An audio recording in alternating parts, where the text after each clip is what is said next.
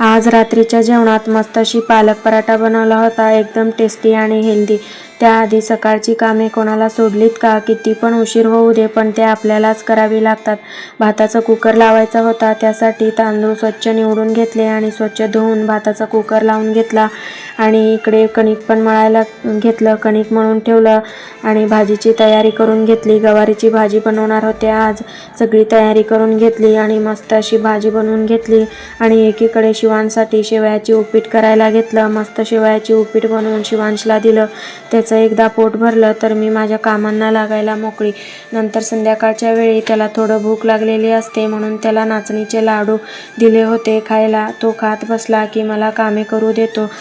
नंतर आज मला पालक पराठा करायचा होता, म्हणूनच पालक स्वच्छ धुवून घेऊन बारीक कट करून घेतलं आणि आता मिरची लसूणची ठेचा बनवून घेतलं।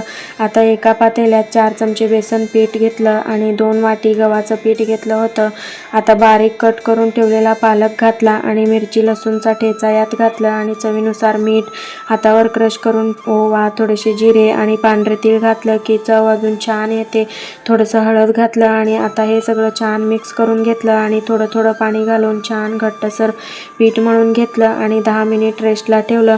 नंतर 10 मिनिट झाल्यावर मस्त असा पराठा लाटून घेतला, पातळ छान, आणि मस्त तेल किंवा तूप लावून खरपूस भाजून घेतलं। यासोबत दही छान लागते म्हणून दही घेऊन आलो आणि गरम गरमच मस्त खायला घेतलं। शिवांशला खायला दिलं, मस्त त्याला खाऊ घातलं, त्याला पण खूप आवडली होती पालक पराठा, मस्त झाले होते। चला, व्हिडिओ आवडल्यास लाईक, शेअर, सबस्क्राईब करायला विसरू नका।